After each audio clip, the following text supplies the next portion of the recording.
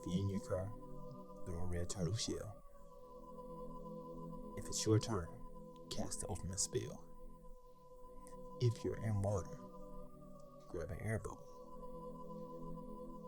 If you're on punishment, you better cover that power switch, or you in trouble. If your prince or princess is in another castle, go forth, endure the hassle. And if your health is low, tag in your partner via combo. Boys and girls, ladies and gentlemen, players on all stages. The name may be different, but the saga continues as we turn the pages. This is Spidey Rock, aka Rick Chan, aka Spilly Dee Thrillem. I know you're gonna feel him. Here to introduce to you the Electrifyin Dojo. You may enter.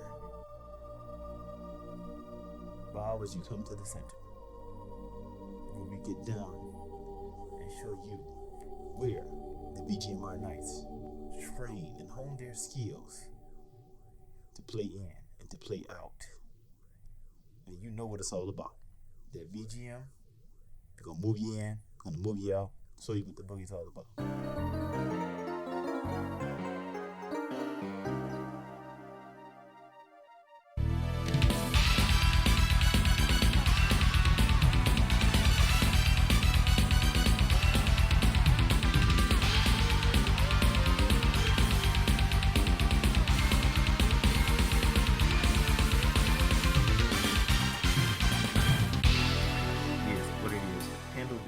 Handle biz, we back with the tracks and the facts on WMOF The Bit. Talk about that VGM stuff that's lit. I wanted to say that S word, but whatever. It's that dope shit from your main man, Spidey Rock, aka Spilly Dee Thrillem, aka Rick Chan, with more funky flavor for you to withstand. We about to kick this joint off like a kickstand. We about to get in deep 10 toes like quicksand. Today, we will be covering the Marvel Superheroes video game, fighting game from Capcom. So we're going to talk about that today. We got What If out, Loki just finished. What a time to be a Marvel fan. Anyway, so long before Disney sunk their teeth in them, Marvel and all these various properties, soon to be Dragon Ball Z, Final Fantasy. That's a joke. Or is it? Before that, Capcom actually had a license with Marvel. Now, Marvel Superheroes is a fighting game that was developed by Capcom, as we mentioned before, on the CPS2 arcade system hardware in 1995. Eventually, it was ported to Sega Saturn and PlayStation in 97. I don't know why it was so late. Kind of the same ordeal with X-Men, Children of the Atom. It's like, probably by the time it came out, it was like, oh shit, I forgot about that game. Word, I guess I'll just get it. But anyway, continuing on. The game is included in a since defunct collection. Maybe if you still have it downloaded from back then on PS3 and Xbox 360, the Marvel vs. Capcom Origins game, where it was bundled with Marvel vs. Capcom 1. And I believe, no, it wasn't 2. It might have been 2. I think 2 got released separately, but it doesn't matter. So this game is based very loosely on the Marvel Universe storyline of Infinite Gauntlet. I gotta say it again. Okay. First of all, this is the Wiki Speaks. I was supposed to say that in the beginning, but if I didn't say it, this is the portion where we talk about the game, its history, and kind of my personal history with it but we start with the WikiLeaks. Because it's like, well, the Wiki Speaks is supposed to be WikiLeaks. I don't know. Fuck it. You know what I'm talking about because it's from Wikipedia. But anyway. Yeah, so this is loosely based on the Infinity Gauntlet storyline, which is made popular now by the Avengers movies, Endgame, and what have you. So it's the second Capcom-based fighting game from Marvel. So the first one was X-Men Children of Atom, which we did, and later we'll be following up is Marvel vs. Capcom. So as you could imagine, most of the gameplay tenets that you know today that exist throughout the DNA of Marvel Superheroes or Street Fighter, Marvel vs. Capcom, all those games starts with Children of the Atom and goes up into Marvel superheroes. So there was more of an emphasis on air combos by the time Marvel superheroes came around. There were air combos in Children of the Atom as well, but now you see them a lot more prevalent. Um, so yeah, it's basically a two-player fighting game, but it implements a system where you can utilize the Infinity Gems for different power-ups. So you have the Power Gem, the Time Gem, Space, Reality Soul, and Mind Gems. Each of these has a different function. And depending on the character, it will affect certain characters certain ways. So, that was always a pretty cool element that I thought. Now, the roster consists of Blackheart, Captain America, Doctor Doom, the Incredible Hulk, Iron Man, Juggernaut, Magneto, Psylocke, Schumacher, Spider-Man, Thanos, and Wolverine. And they said that there's an unlockable character here, Anita. I believe she is probably from somewhere else. I'm not sure. I'm going to have to look that up. So we're going to look that up real quick to see where she is from. Oh, so she is actually from Darkstalkers. Okay, didn't know.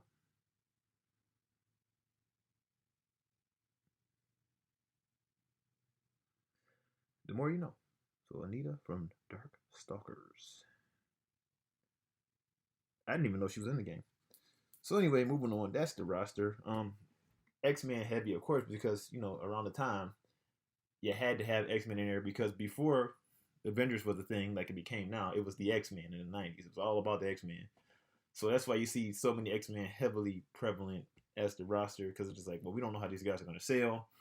They even tried to remarket the Marvel guys like Iron Man, Cap, and Thor with new costumes. I'll never forget it. This was around 4th grade, I think. And they had the new Heroes Reborn, and they had to advertise and all things. Like Captain America's A turned into like this metal sort of eagle or something. And, I think that was like one of the difference. Something happened with Thor. Maybe he got the new costume. I don't know. And then like it was like Iron Man had the new costume. And everybody has like this new look, and it's supposed to be like Heroes Reborn and get people back interested in the comics again. I feel like, man, people were still pretty interested, from what I know. When I was in 4th grade, people were still reading comics. But anyway, yeah, so it was based on that storyline. And just to kind of come out of that, my history with this game was like most stories that you're going to hear on here, that if it was an arcade game that I played, this takes place at the Butterfly. Because I used to go to the Butterfly with my dad on the weekends when I was younger, all the way up into high school. So kind of seeing the progression of arcades happen in real time going there. And this was my first inkling that there was a competitive scene for fighting games. And it was very eye-opening to see adults so serious about a video game. I hadn't seen that before. You know what I'm saying? But I've seen my dad get pissed when he played Mortal Kombat. But outside of that, it's just like, it's just Mortal Kombat, whatever, we're going to move on about life. But when we went there, I seen these guys like seriously playing this game, like high stakes. Like it's like maybe it was the beginning of the Detroit competitive fighting scene. I don't know. Maybe I can ask Dr. Funk over there on Me Motherfucker Trying. Shout out to them. And he might be able to tell me because, he kind of came up around that too. So yeah, but I remember seeing these guys having some intense battles and saying, man, I really would like to play that game, but when you see somebody bigger than you and they was playing a game, 9 times out of 10, you don't want to play them because you're going to lose all your money real fast. And, you want to enjoy yourself. You go to the arcade, you're only getting so much money. And then once, there's like, hey, we got to go. You out. So I remember just happy watching them play. Like, okay, cool, word. And then maybe later on, I got a chance to play it myself. I played it. And, I think the most time I spent with it was like after it was hot. I still played it here and there. But after it was hot, like probably when I got to college, when I think it was like Scott Breaktube, shout out to him. He gave me the info about Win Cowics, this CPS2 and CPS1 emulator. They also emulated Neo Geo games. You needed the BIOS for it, but that's for another day. So anyway, I played a lot of that during that time, and I was getting heavily into it. And what I liked about it was I was able to kind of record the soundtrack as I played the game, so you could stop the characters from moving or whatever, put it on versus mode, and kind of let the song play out and record it, and then export it as an MP3. That was a cool feature for a damn emulator. So a lot of my CPS2 soundtracks, that's how I got them from doing that. Anyway, yeah, so I spent a lot of time doing that, and that'll take us into the music because game music has always been something that has been important to me. Just real quick with that, I just recently watched Digging in the Carts again. Great documentary on YouTube. Red Bull Music, Nick Dwyer, dope shit. And I was reinvigorated. I was like, man, I really need to get back on my video game music stuff. Like that stuff was important to me, And of course, I had a VGM Meet Street Dance show, which I'm reviving. We're reviving that. I got VGM mixes, like B-Boy VGM, House VGM, and I'm going to do some more iterations of those because I've been finding more and more stuff that would fit in those different categories. But it's all game music, and I play the straight game music. I play them like breaks and stuff like that as well. So kind of in the hip hop form because when you think about VGM, they had to have a catchy tune kind of within a short period of time, right? And when you think about a catchy tune in a short period of time that's moving people, you think no other than hip hop, right? So the break is a catchy tune in a short period of time, which is a specific part of the record that gets looped over and over until it's time to mix into the next record, right? So the dancers can get down, so the gamers can game. So there's a link between VGM and hip hop and breaks and video game music, and music in general. So this is where I come in. I am that convergence. Whatever the universe did to sprinkle the sugar, spice, and everything nice to make this shit happen, here I am. And I'm quite good looking too. Anyway, that was a joke. But I am good looking. Don't even hold me up. So let's get into the music real quick. So like I said, music has always been important to me as far as the video game music. Like I'm gonna be the one weird person in the background like, yo, this is dope. Is anybody hearing this? And everyone's like, man, what the hell are you talking about? We're playing the game. So, being that I wasn't really able to have that many games at the house because my mom was like, no, I would take the music with me, and that's how I had the game with me. I would remember the music in my head, and I wanted to play, but the music would always capture me a little bit more. So anyway, that being said, we have here a great marvel, if you will, of CPS2 tracks here, composed by some of the mainstays, as we talked about before. We got Takayuki Iwai, Beast, Yuki Iwai, Beast, Tatsuro, Suzuki. I'm pretty sure Beast. I need to look up more of that composer's work. But we got some Capcom mainstays here, as usual. So, yeah, man. I never really got to delve into this music too much until later on. Like I said, when I was dealing with those. For some reason, I just didn't catch it. Because I never knew anybody who owned Marvel Superheroes on PlayStation or whatever. So I never really got to catch it during that time. And I definitely wasn't catching it in the arcade because it's just like kind of a touch and go thing. Uh-oh, foreshadowing for a Tekken episode? Yes, it is. Anyway, so yeah. So the first three tracks that we have here is Captain America, Spider-Man, and The Incredible Hulk. Now we need to go to VGM real quick, DB, because I need to see who composed all of these tracks. I'm gonna get y'all exactly who did. So if you ever want to see who composed what track, VGM DB is a wonderful database resource that will tell you each of those things. Let's see here.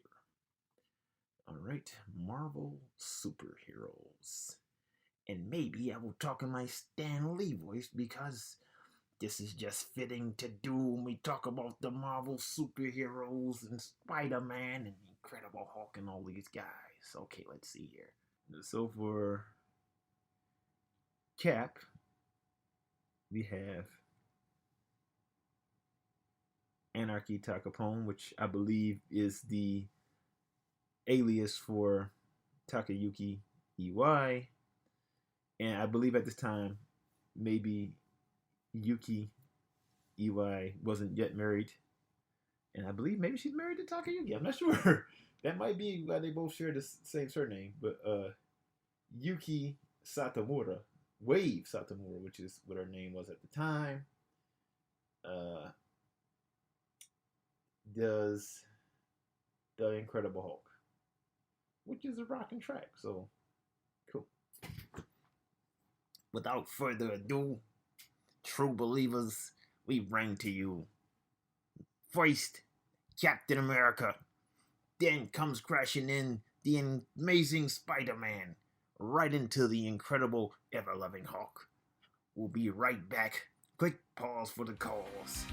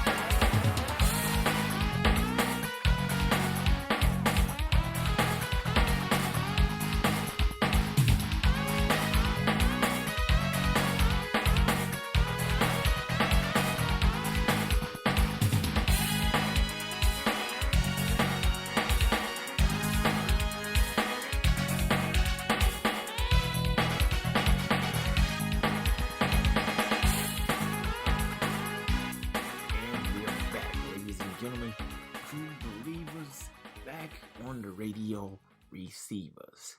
It's your main man, Spidey Rock, aka Rick Chan, aka Spilly Dee Thrillem. May not have heard, but I know you feel him. Anyway, yeah, we're back. Coming back from the break of Captain America, Spider-Man, and the Incredible Hulk. Really dope tracks, varying in degree. Some kind of interesting, I can't quite put my finger on. So we're going to talk about Cap first. So the level of Cap is at the harbor. It's almost like this kind of dystopian, Planet of the Apes. The Statue of Liberty is sinking and all this stuff is in disarray and everything's tattered. And, this is directly from the Infinity Gauntlet storyline where shit gets all jacked up while Thanos is doing his thing with the gems.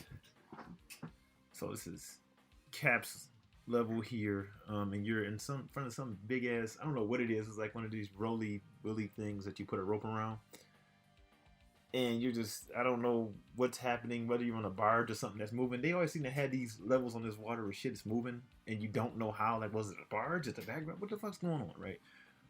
Or is the water just moving because it's supposed to be the water in motion? So I don't know. Water does have that effect on things sometimes, as if it's moving, but your own is moving, but the water is, and it's not moving. It doesn't matter. So anyway, yeah, this song comes in pretty hidden, heavy guitar riff, like I'm here to save the fucking day, America, look yeah, before America, fuck yeah, right? So it's definitely that before that whole thing, this really super bombastic and kind of patriotic thing, because they have the kind of the horns in the background, ad-libbing to the guitar, which is kind of taking that main, front seat, because I guess it's like, hey, it's the 90s, we can be patriotic, and I guess probably by the time the 80s came around, screeching guitars became a patriotic thing, which is very ironic, when we realize who kind of brought in that whole kind of shredding thing, which is Jimi Hendrix, right? And he played a very interesting rendition of the Star Spangled Banner. And we know what he thought about that, and rightfully so. He was ahead of his time, right? But that's neither here nor there. Fellow November 27th birthday sharer. But yeah, so it's interesting how the shredding guitar, has become synonymous with America and patriotism, even though the person who created it was a black person. But anyway, hey, that's how it goes. If you like anything American, especially the music, you better go think of Black Person Today. But we're not gonna go there. We're only gonna touch that a little bit. It's got the shredding guitars. It's got the synth in the background that I like to call the Black Butterfly synth from the Denise Williams song, because it reminds me of that song every time I hear it, and that's my only point of reference with it. But I really like that synth a lot. That keyboard, how it comes in and kind of plays under everything and gives this kind of calm to the whole thing. Even though it's like kind of chaotic, like the background, and patriotic at the same time. I need to slow down and just use my words properly. But it kind of meshes all that together well with the horns, and also the orchestra hits. I mean, it's the 90s.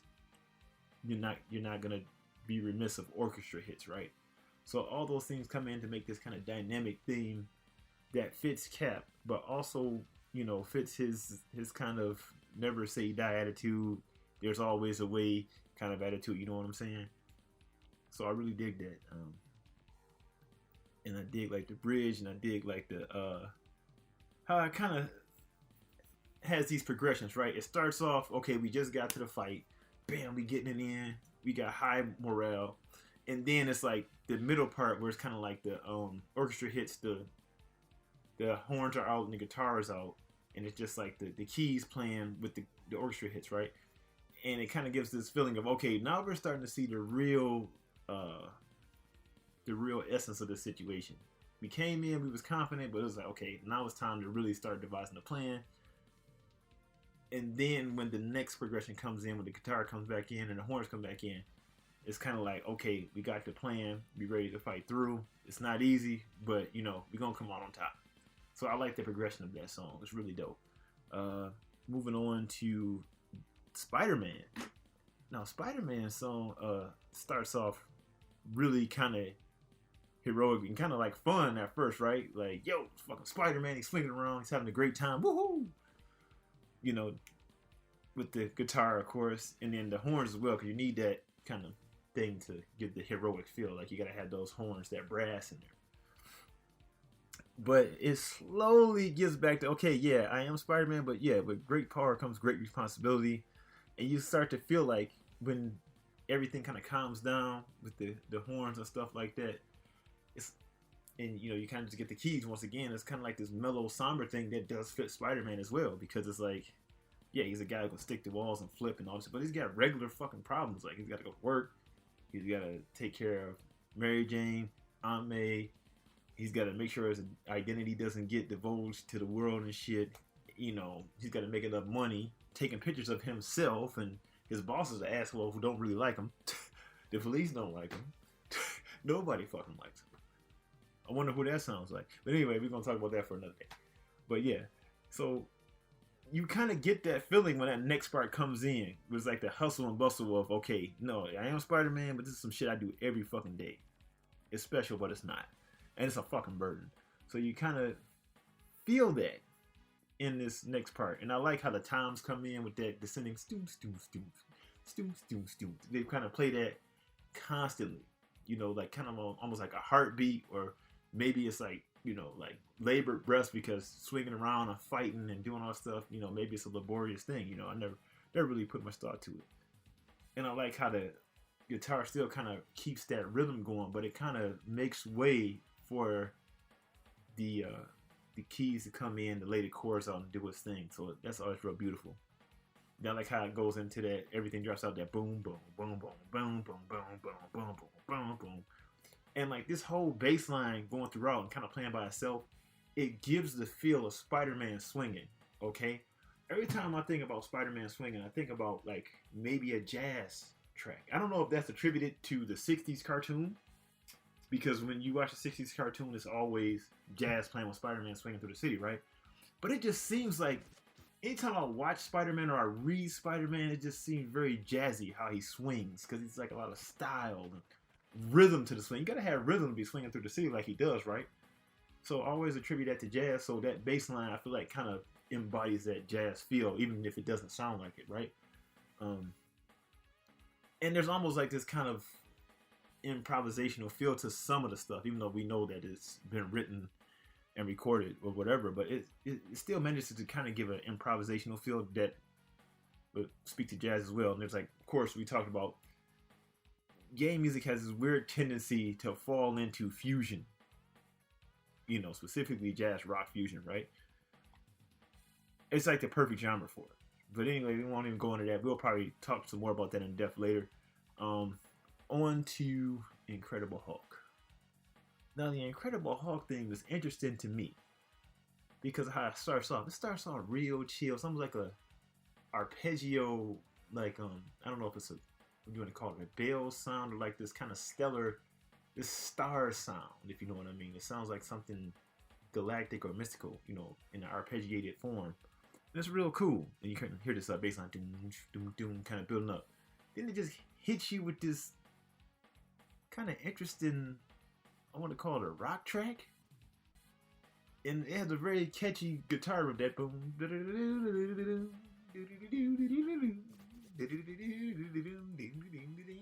kind of like this nice guitar riff, you know. If I had to attribute it to anything, it sounds like a freaking like used car commercial song from back in the day, you know, duet signing, you know, APR is this, gas mileage, you know, it sounds like, I don't know, maybe like a Kia commercial or some shit from back in the 90s. But it's cool, man, you know, it's rocking. The bass is hitting, and, you know, it's something about the snare. The way the snare hits in this song is very crisp. I like a good snare, and I'm pretty sure everybody can appreciate a good snare, right? So yeah, it goes on to its thing with this kind of, I want to say, a saxophone solo.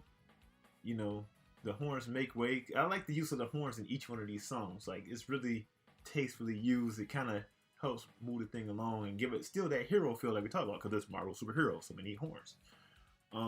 But yeah, it's like a saxophone solo that comes in and does this thing that's backed by the bass guitar, and it fits well as it's kind of like almost a bass guitar, it's ad-lib a little bit, but the way that it's put together, because it is put together, is just it's so great, man. I like how each thing kind of uses each other to ride, and then after that, it breaks off into like kind of a exchange between that saxophone and those horns, and then like kind of this guitar solo that comes in, like it's kind of like this call and response thing that they do there that's really cool, which once again is reminiscent of jazz, but it's like a rock track, but it's freaking fusion.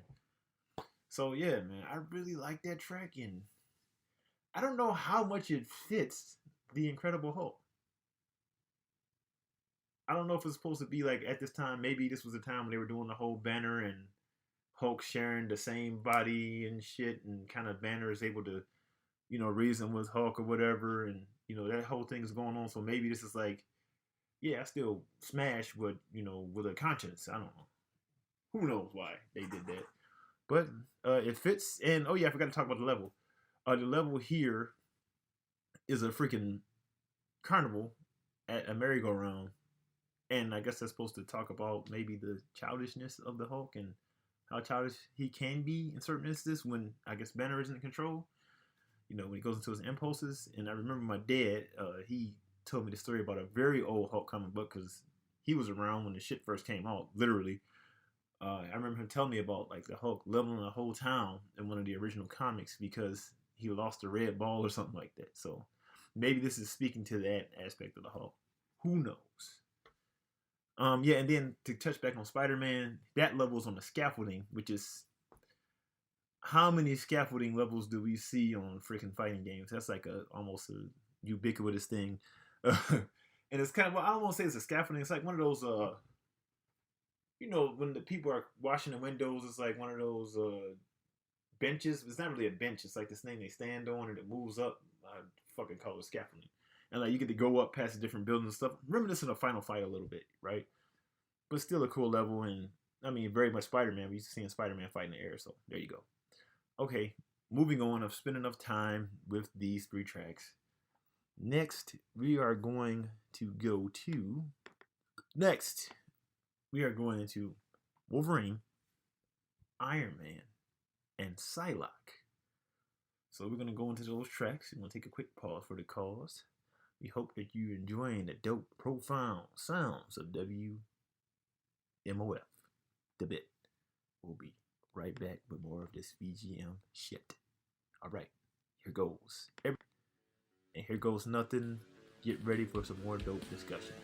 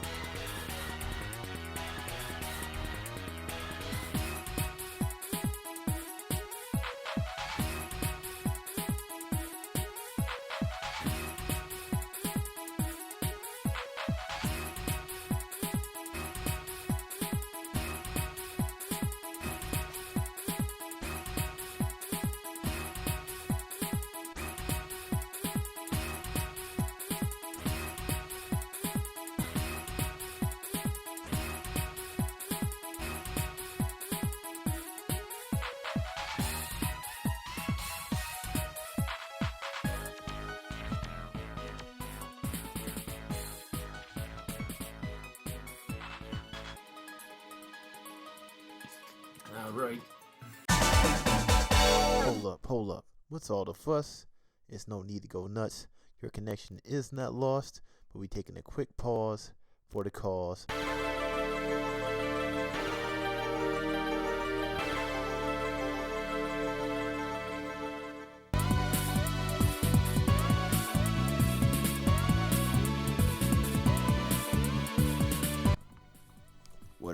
What it is. Handle biz. It's your main man, Spidey Rock, aka Rick Chan, aka Spilly Dee Thrillem. May not have heard, but I know you gon' feel him. And I'm about to rill him with this edition of the Electrifyin Dojo. Coming through to you with that Marvel superheroes from the Capcom era of the Marvel games. I wanted to talk a little bit about some changes we made around the place. Definitely had to go and make some transformations, and the new name is part of the transformation. I figured that it'd fit more of what the aim is of what we're trying to do here in the dojo, and give it more of a identity, to house these things pertaining to BGM, at least in the spectrum of how I want to cover it. So we hope that you dig what we're doing so far. Check us out, check out the mixes. We got more on the way. We got a lot more to say. Coming up next will be the Marvel Superheroes vs. Street Fighter episode, which is currently under construction.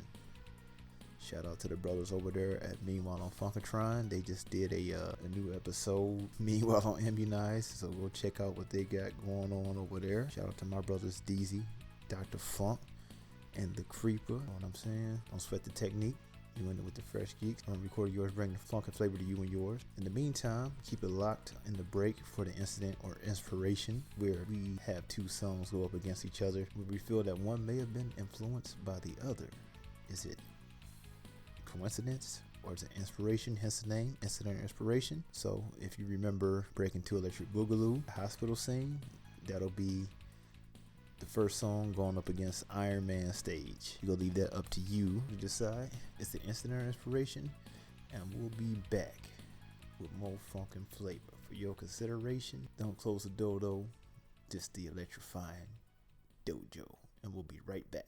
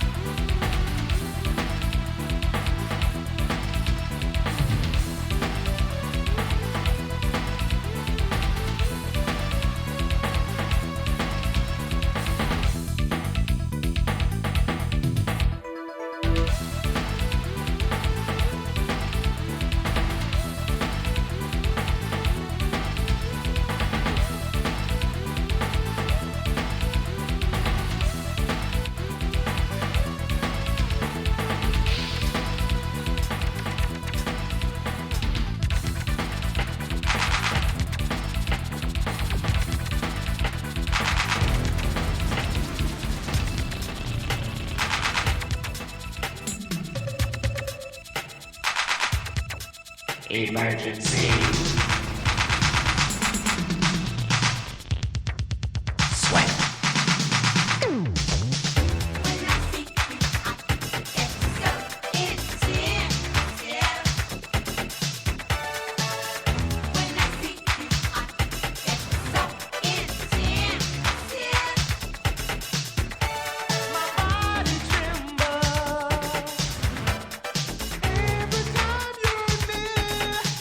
I get the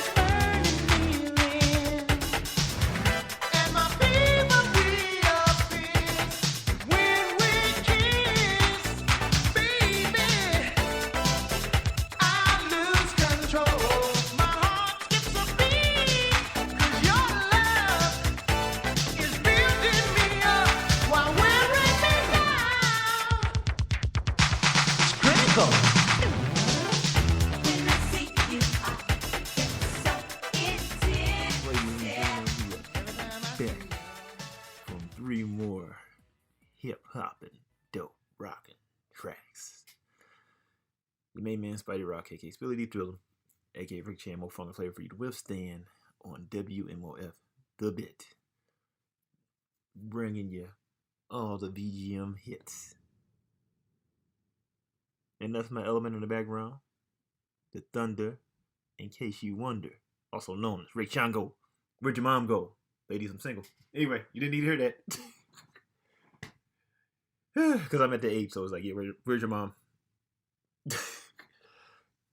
Okay, that's neither here nor there. But we're coming in from, what was that? Wolverine, Iron Man, and Psylocke.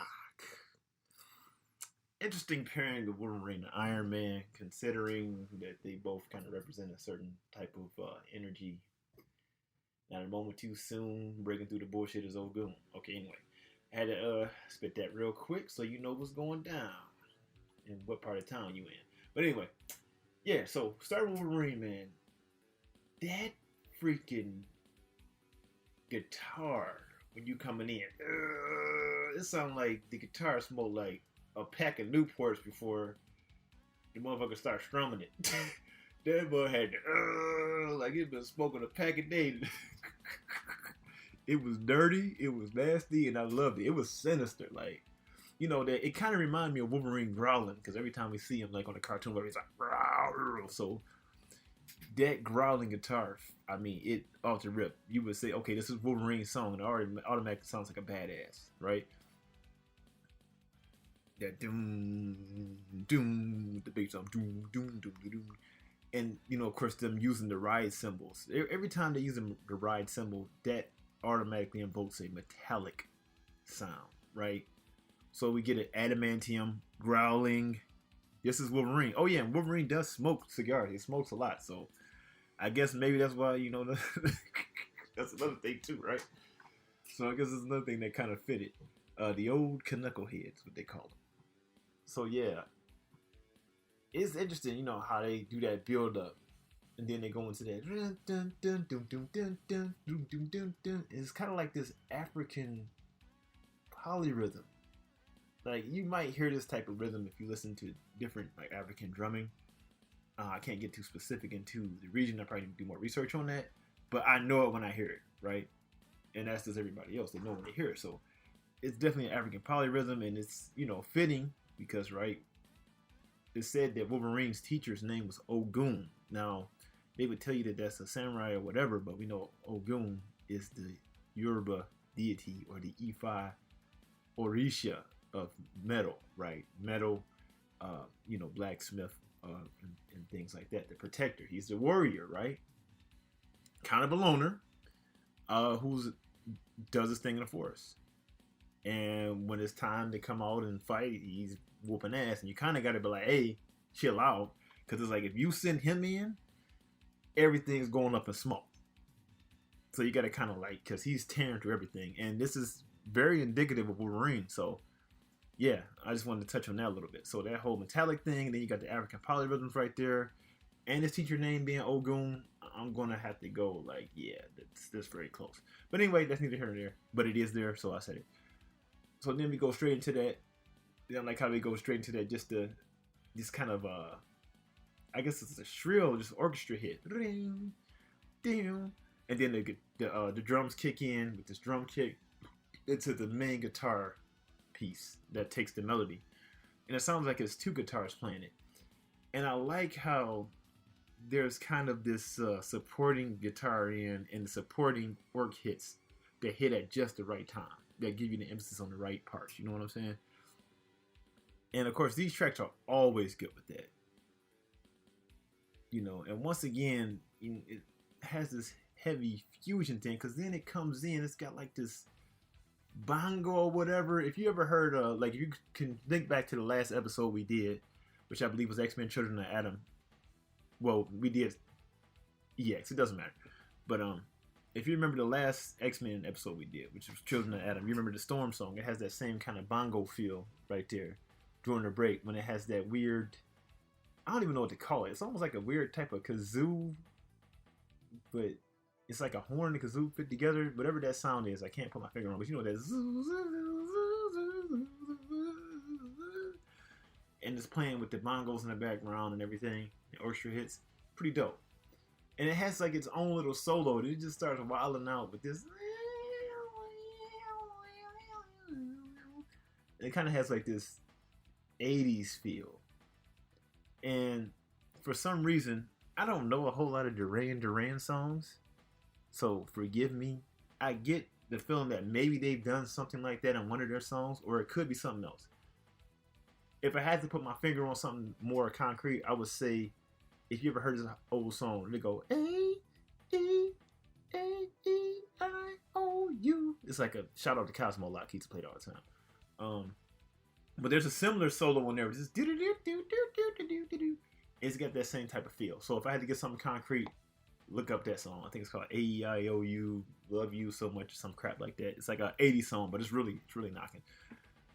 That notwithstanding, I really feel like the song kind of captures Wolverine, because it's just like this growling guitar at you the whole time. It's very intense.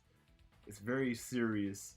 You know what I'm saying? And maybe that crazy sounds just, you know, whatever's driving him nuts that makes him go into that berserker fury, berserker barrage. I used to think that he was saying, this is River Rock, because there was this club called River Rock back home in Detroit. They used to talk about it on the radio all the time, and I used to think it was the most fun thing ever, right? Because they would play all like the techno in the house on Friday, and they would play a lot of the ghetto tech. And the ghetto tech is where they would speed up a lot of the techno songs so the guys could get. That's a whole other thing that we could talk about later. And we go into the Streets of Rage episode, which will be much later, because I'm trying to cover things that haven't been done yet, right? So we're gonna get to Streets of Rage. We're gonna get to some of the stuff that people have already covered, but I want to do some unique stuff first, and then we can get to the rest of that, because I haven't seen anybody covering the Marvel games, so in the Capcom series. So we're gonna do that. Anyway, back on track. Yeah, so I just think he was saying this was River Rock. This is River Rock. And anybody from Detroit that's listening to this, if you even give a damn, you know it. If you're my age, you know. And we're not gonna tell you how old I am. You don't need to worry. The only thing that I need to indicate you how old I am is, where'd your mom go? Take me to her. Anyway, yeah. So going into Iron Man, once again, we have this mechanical side of things, right? And it starts off very mechanical. It has that kind of, you know, that tinkering computer, you know, kind of has this, like, you know, this kind of heartbeat sound in the background, and then comes in with that kicking, bam, guitar, and it's hitting, right? That the drum set is hitting from the go, man. The bass, boom, dum, dum, dum, dum, dum, dum. It almost sounds like one of them, like a, you know, like a stands cadence or something that you would hear like somebody playing the stands. I'm like, damn, they really let the drums come out in this song. Very heavy. I don't know if it's to simulate like pistons or working engines. That's what I would think. You know what I'm saying? Once again, you got the whole Goon thing going there with the, you know, the technology and the tech and, you know, building things and blacksmith. Yeah, there you go. So once again, Iron Man would be another form of, you know, Goon type figure, right? So, because, you know, he deals, he's the arm dealer, he deals in war, right? And Goon deals with war as well. He's a warrior. So, yeah, once again, we have another side of that coin, which is very interesting. And what was really interesting was last year we saw him being the central centerpiece of, you know, the Marvel universe, right? Well, not last year. I think it was 2019. I'm getting the years mixed up. He's kind of the central figure of that universe, and he's the main guy. He's the one who wins the whole thing, right? And it's a big deal about Tony Stark, and he dies in the year of Ogun, which was 2019. Which is very interesting. And I think maybe it was the year of Ogun, maybe in Brazil and Cuba, but still, it's still lined up with something, right? But you're not gonna get that too far into it. You're probably gonna be like, what the hell is he talking about? Just look it up. And I'll probably edit this out. But anyway, so we still had that whole thing going, and like we got the pistons, we got the drums, we got the thing in the background, that kind of tinkering sound of machines working, coding, typing, right? And then we come in with the keys. You know,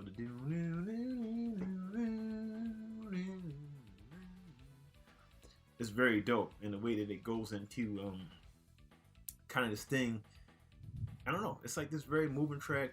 Like if I was fighting, I would want to fight to that track. It's like an ass whooping song. Like it means business. And I feel like the bass kind of simulates some hits a bit, you know, a little bit. And I like how it does this thing, and then it goes into this part where everything drops out, and it goes like something was loading, and then it comes right back in, right? And interestingly enough, if you watch Breaking 2, there's a song called When I See You, like, you know, ICU, like intensive care unit, whatever it's called in the hospital. It's the scene where in Breaking 2, they're dancing in a hospital because Turbo is messing with the guys lunch who are trying to do demolition on the Miracles Community Center. They chase him. He falls down the stairs. It's a poorly executed flip switch in with a stunt guy where it's like, yeah, this guy's way fatter than Turbo. Like, how the hell? It's noticeable. But anyway, he gets to the hospital, and then like they're trying to break him out because he's like, man, I need to get that. I'm not hurt that bad. I don't know how he wasn't hurt that bad. Those were like concrete steps, and they were steep. But they come in there, and then all of a sudden some music comes on. They start dancing. It's this whole musical number in the hospital. And immediately it has that same start off as Iron Man. So we're going to cover that in a little bit in our incident or inspiration section. Moving on, we will go to Psylocke. Psylocke is quite interesting. She makes another appearance. So this is Psylocke's second appearance on WMOF The Bit. I think she likes us. Anyway, yeah, so, you know, as we know, Psylocke is a ninja who was once a British woman named Betsy Braddock. And I believe she was the sister of Captain Britain, if I'm not mistaken, of Excalibur. You can correct me if I'm wrong in the comments. I know you nerds will. Because just when you think you a freaking geek, it's a geek that outgeeks the geek that outgeeks you. Yeah, so. And I remember specifically reading a trading card of Psylocke, where her origin story was she was brainwashed by ninjas, and this brainwashing caused her to have a more Asian appearance and mindset or some shit like that. It's something to that effect. If I could find that card, I will go get it and read it to y'all. But it was like, she's a British woman originally, but she got brainwashed by ninjas to basically be Asian. I'm like, okay, it sounds like a fantasy to me, but whatever. It's Psylocke. We love Psylocke. She's awesome. She's got an awesome move list, even though she kind of, you know, the balancing of, you know, her stamina and everything isn't that great in the game, and you got to really be skilled to play with her. But she's always a lot of fun to play with, to me at least. But in terms of, you know, tiers and characters, it's kind of hard sometimes to fight with her. But if you the beast, you can do it. But anyway, like, I like how her song starts off. Trying to think, because all these songs are in my head right now. I like how it starts off low key, kind of with this.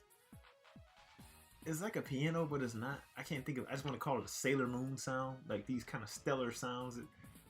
Marvel Superheroes is full of these stellar sounds, like dum dum dum dum dum dum dum dum dum dum, and it kind of has this kind of weird salsa type start off vibe to it, which is kind of cool how they make that happen, right?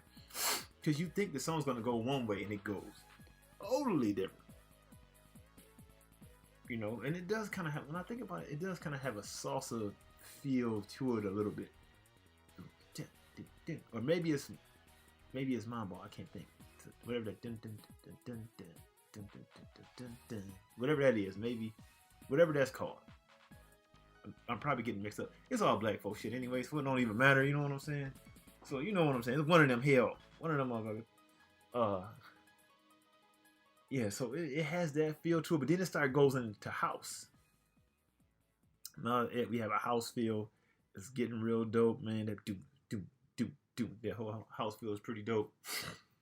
And you like fighting on a moving train, which is interesting. You're fighting on a moving train as this goes along. And the whole thing fits that, right? And then once again, we get those high-pitched keys that come in with a solo doing this thing. And then we still had that bump, bump, bump, bump, bump, bump, bump, kind of going throughout. Dum, dum, dum, dum, dum, dum, dum, dum, dum, dum. It's a real cool vibe. I know I'm not describing it that good right now, but if you heard it, you're going to hear it under this. You'll see what I'm talking about. This one is a little bit hard for me to explain. But it definitely sounds like a ninja hot girl summer on top of a train getting loose whooping ass. Only the hot girl summer is she going on missions and she kicking ass. Right? It's like, you know, Psylocke, she gonna have a good time, but she also wants mad. Like we talked about that before. It's like all of her songs kind of had that feel to it. Like she's not one to be trifled with, but she probably is enjoying what she's doing. But anyway, yeah, I forgot to talk about the level. Wolverine. Wolverine's level is like this bridge. It's like this rickety ass bridge. I don't know where you are. Maybe you're at Niagara Falls, and the bridge breaks, and then you falling and rafting and shit, and you're fighting on the rocks of the eternal shore, crash against them and be broken. And it kind of fits everything. Of course, Wolverine's in the wilderness, like we talked about, so that's why he's there. Maybe it's on the Canada side of Niagara Falls. Iron Man's level, you're at the arc reactor, I think, in Stark's lab. You can see his little vehicle in the background. And there's a whole bunch of moving pieces. There's like this cinematic that happens, right? Where you see like a kind of a blast door open before the fight happens, which is a really cool effect. Like we're going into Stark's lab, right? So it has a cool cinematic that I don't think you see in a lot of the other levels that happens in the beginning. So that's interesting. Yeah. And then Psylocke, you are in some well-lit city. I don't know if it's Hong Kong or Tokyo or wherever. I'm going to say Tokyo because it's like a bullet train. And you're fighting on a train moving through the city. It is a pretty dope level. I love it a lot. So without further ado, we're going to move into our 3 tracks. And then we'll talk about those. And then we'll be saying sayonara. And catch you later. So the final 3 will be Magneto, Schumacher, Dr. Doom. And we'll be closing out with that doom because there's gloom outside and thunder, as you can probably hear in the background. Cross the rainbow bridge of Asgard, where the wandering heavens bloom. You'll behold in breathless wonder the god of thunder. Where'd your mom go? Shango. Dun, dun, dun. Of course, it's supposed to be Thor, but I want to put my own thing in it. Anyway, yeah, so we're talking a lot about this kind of stuff because those are archetypes for these characters, so we'll do that. But anyway, Magneto, Schumacher, and Dr. Doom, my personal favorite of these whole list of songs. So yeah, I'm going to calm down. I'm really hyper for some reason, and I'm talking very fast, and we'll be right back with more funk and flavor for that ass.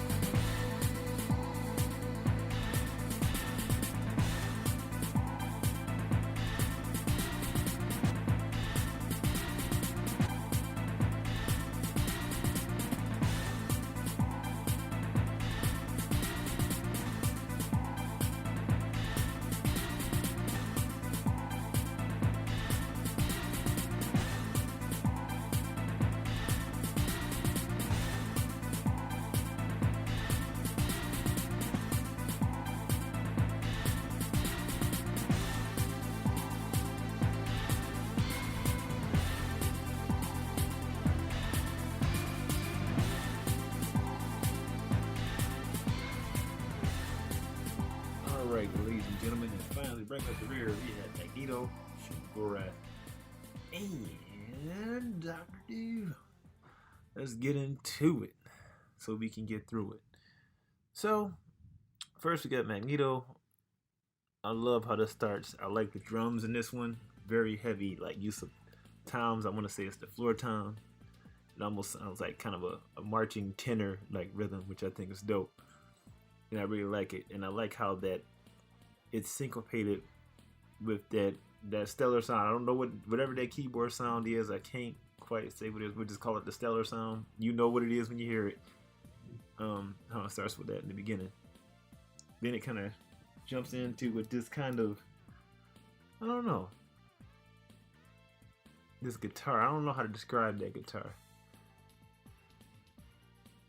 Kind of just staccato in the beginning. That dun dun dun dun dun dun dun dun dun dun dun dun dun dun. It's like kind of staccato but slurred at the same time. Dun.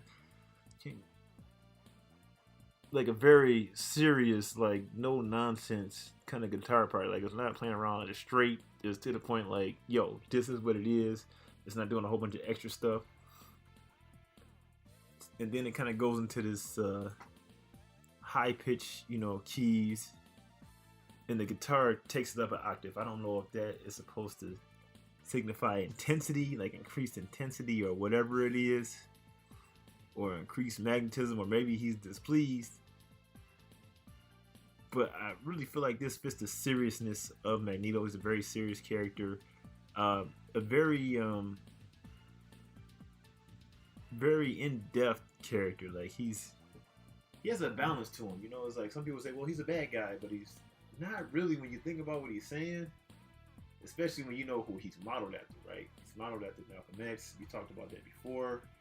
And a lot of people might have said like how he felt was extreme, whatever, but it was just like, I believe it was a quote that he had, or I forget the interview that was on. He was talking about how he's selling a plane next to these white people, and she laid said to him like, you remind me of Malcolm X or something, but it's like, you seem like you're really nice, and he's like, well, I am him. You know what I'm saying? It's just like sometimes people mistake the work you're doing with, their perception of you. Even though Magneto has done some shit. Now, we're not going to put that on, Malcolm has done everything, in his formative years, right? Well, not formative years. When he started doing the work, after all the stuff he did, right? He was pretty much on the straight and narrow, right? It just, when you're unrelenting and you're unapologetic, you get looked at as a bad guy. But with Magneto's done some shit now, okay? But for the sake of the comic books, right? To show that contrast. Sometimes they go to extremes to show contrast, but it's comics. He's done some shit. Let's be honest. But he's one of those characters that's not one-dimensional, right? And I feel like this song fits him, and I feel like it fits his depth, right? It fits his depth in this song, and kind of like does its best to capture the essence of who this character is. And I think like the stellar thing is for the magnetism, which I would attribute to somewhat of electricity, right? They go hand in hand. So kind of Shango vibes to me a little bit with the drums, but I'm not gonna do that the whole time. I'm not gonna keep doing that, right? But he did have his own freaking asteroid called Asteroid M, where he was the ruler, and at this time, I think that was still going on, and I believe that his level is Asteroid M. So yeah, there you go. And we had the stellar sound because they're in space. Boom. Okay, moving on to Schumacher. Kicks in with this heavy guitar riff. Once again, it sounded like another car commercial. Like, I don't know what it was with these songs. Sounded like car commercials or somebody trying to sell you something, or like if you listen to a 90s like car commercial, or like maybe a grocery store, or it sounds something like that, like Pet Boys or something. So it has that feel, but it's a very high-spirited track, right? Very high-spirited. These songs do loop because, like breaks, you only got a short window of time. It has to be catchy, and it has to keep going so that you remain in the energy, right? So the same thing for the games. In order to create that energy, you have to have that loop. So the energy is created. So you can stay into the game and you can stay playing and stay hyped and stay in that moment. And with the breaks, it's the same thing. Because you ever at a party and the music stops, everybody, what the fuck, right? You know? So that's one thing, like even like a DJ or, you know, hell, doing this podcast. Dead air is the worst thing ever because that kind of takes you out of the energy. So, you know, I wanted to touch on that real quick. Let's jump into the finale. Dr. Doom. Now, Dr. Doom's track is my absolute favorite. Before we get into that, let's talk about the levels. Okay, so Magneto's levels, of course, Asteroid M. It's like you're in whatever viewing area of the asteroid, almost reminiscent of Return of the Jedi, with that big window in the background when Luke is fighting Darth Vader with the Emperor sitting there. So it's kind of like that type of feel to it. It's like a glass floor under you, all these sparkling lights in space, and the asteroid around you. Pretty dope. Schumacher is, I think it's some place in Utah or some Grand Canyon or Death Valley looking type place. I don't know. With these structured mounds and, you know, in rock formations where you are wont to find aliens, as if referencing Close Encounters of the Third Kind. There you go. He is an interdimensional being, so it's only fitting. And finally, we have Dr. Doom, whose level is on the subway. Damn it. Submarine. I'm thinking about food. There you go. Yeah, his level's on the submarine. Like we talked about it with Omega Red and Children of Atom, but a little bit different but similar. That is on its descent. And Dr. Doom's level has this very aquatic, because you can hear kind of like maybe it's a bubble or something like that in the background, like something that approximates a bubble sound. You can hear that boop, boop, boop, kind of sound back in the background.